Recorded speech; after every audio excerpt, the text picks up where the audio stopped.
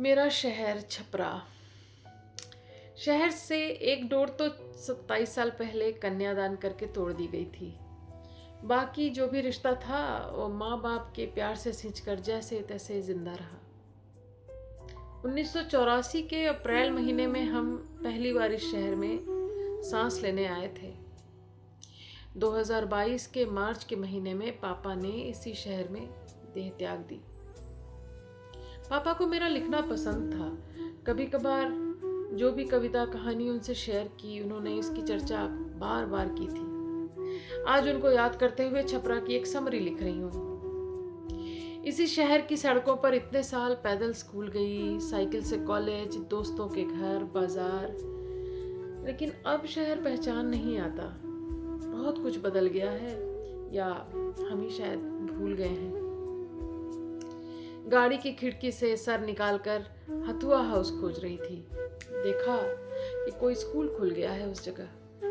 उसकी बाउंड्री से लगा हुआ अपना पुराना स्कूल समय के साथ बहुत बूढ़ा और थका हुआ लग रहा था। पता नहीं अब उसकी पैदावार कैसी है। पहले तो बहुत से उसूलदारों की फौज खड़ी की है इसने। उसके बाद शहर का एकमात्र स्टेडियम दिखा जिसमें नेहरू जी की एक मूर्ति लगी हुई है। मूर्तिकार नया था शायद।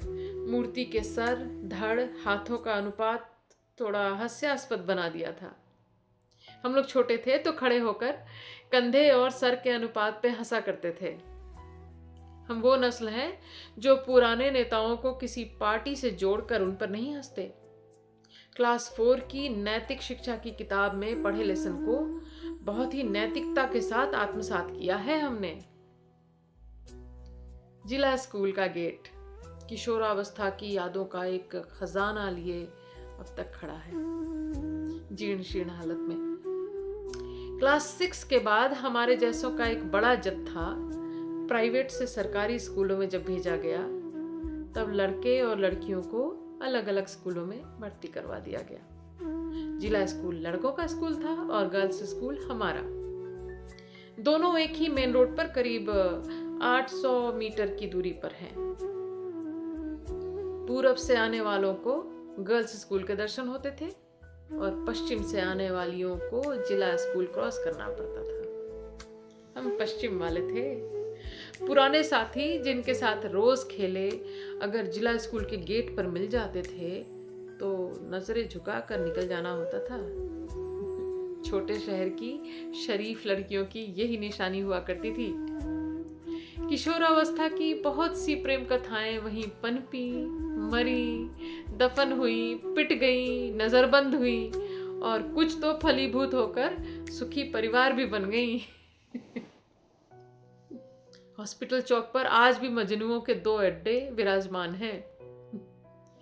पीर बाबा का मज़ार वो एक ऐसी जगह थी जहां जाने का हमारा प्लान कभी भी 10 मिनट में बन जाता था। पीर बाबा के पास आंखें बंद करके कम से कम 70 सपने शेयर किए होंगे मैंने, और 30-40 तो पूरे भी कर दिए बाबा ने। साधारण जिंदगी के साधारण छोटे सपने गजब के कीमती होते हैं। कभी भूगोल में पास होने पर 5 रुपए पीर बाबा को चढ़ाने की मन्नत, कभी ट्रेन राइट टाइम पहुंचने पर 10 रुपए का वादा। फाइनल एग्जाम टॉप कर लिया तो फूलों की चादर वादर भी चढ़ाई गई है।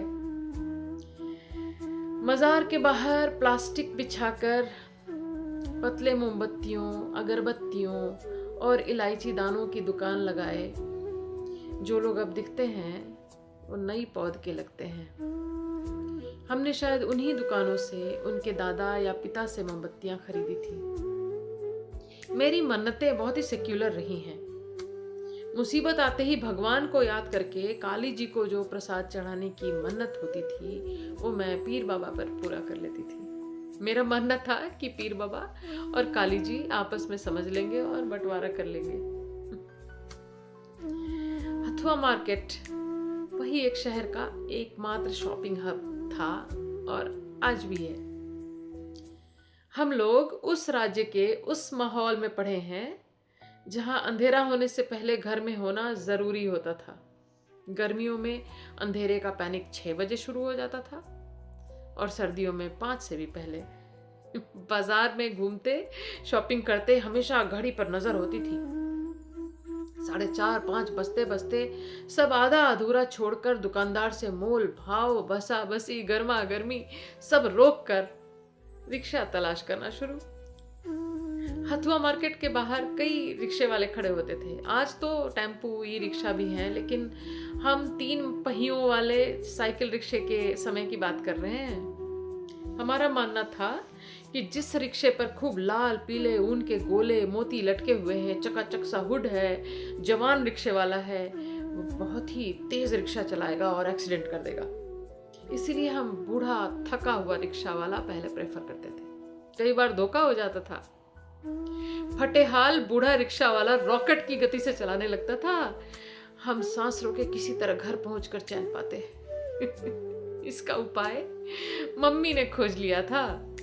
हर रिक्शे पे बैठते ही उसको बताया जाता था कि हम में से किसी एक का ऑपरेशन हुआ है और तेजी से चलने, रोड़े, पत्थर, स्पीड ब्रेकर पर झटके से पेट में दर्द होता है। ऑपरेशन भइल बा, तनी हचका फचका बचा के, ये स्टैंडर्ड इंस्ट्रक्शन होता था। एक ही रिक्शे पर हम तीनों की जगह फिक्स होती थी। मम्मी और दीदी सीट पर, मैं गोदी में। और यही अरेंजमेंट तब तक चला जब तक दीदी की शादी नहीं हो गई। उसके जाने के बाद उसकी ये सीट मुझे उत्तराधिकार में मिल गई थी। गाड़ी आ जाने के बाद वो रिक्शे वाला दुख भी खत्म हो गया और उससे जुड़ी सब यादें भी धुंधली पड़ गई। पापा के गुजर जाने के बाद दान के सामान की शॉपिंग करते समय दोनों बहनों ने हथुआ मार्केट, रिक्शा, धूप, गर्मी वाले सब अनमोल अनुभव फिर इकट्ठा किए। महिला कॉलेज की बातों को किसी 2 पैराग्राफ के बीच में समाना बहुत मुश्किल है। इस कॉलेज ने मेरे अंदर दबी हुई बहुत सी बातों को पहचाना और मुझे स्वयं को सिद्ध करने के 1000 मौके दिए। शहर की कुछ ऐसी जगह भी थी जिनके नाम से वो इलाके जाने जाते थे, लेकिन हमने एक्चुअली उन जगहों को कभी नहीं देखा। जैसे शंकर दयाल सिंह कॉलेज, तेलपा, मोना पकड़ी, जोगिनिया कोठी। न जाने किसने जोग किया था उस कोठी पर, जो सदा के लिए ऐसा नामकरण हो गया। मुझे वो कहानी नहीं मालूम। पापा के अंतिम दिनों में उनके आसपास रहने का सौभाग्य मुझे मिला था। छोटे शहर की परेशानियां, अच्छे एम्बुलेंस की कमी, कुछ दवाओं की कम सप्लाई देखी, साथ ही छोटे शहर के लोगों के बड़े दिल देखे। पापा ने अपने सत्कर्मों से जो भी स्थान समाज में बनाया था, उसकी वजह से आसपास मदद के लिए लोग हमेशा खड़े रहे। क्लास 6 में छूटे सहपाठी जो अब बस फेसबुकिया दोस्त थे, मदद के लिए स्तंभ की तरह आ गए।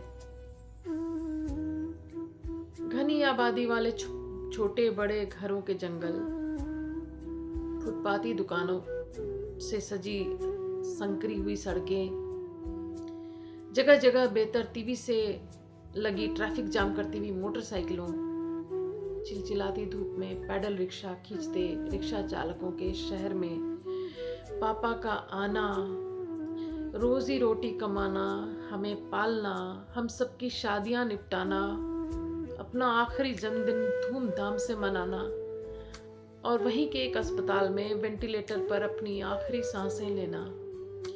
पूरा चक्र एक डायरी के पहले से आखिरी पन्ने तक की स्क्रिप्ट लगती है। पापा गए नहीं हैं। अपने वर्क एथिक्स, उसूल, ईमानदारी अपने बच्चों की जीन में बांटकर 3 अलग अलग शहरों में जिंदा हैं। भिखारी चौक पीछे रह गया, शहर अब छूटता जा रहा है। आज असली विदाई हो रही है। पापा के चेहरे, माथा, आंखों की सबसे ज्यादा छाप लेकर जब मैं लोगों से मिलती हूँ, बिना बताए मुझे पहचान लेने वाले धीरे धीरे खो जाएंगे। पापा के नाम से गली मोहल्ले का पता बताने वाली ये पीढ़ी एक दिन खत्म हो जाएगी और टूट जाएगी हम सबके छपरा कनेक्शन की आखिरी डोर। मेरा शहर छपरा।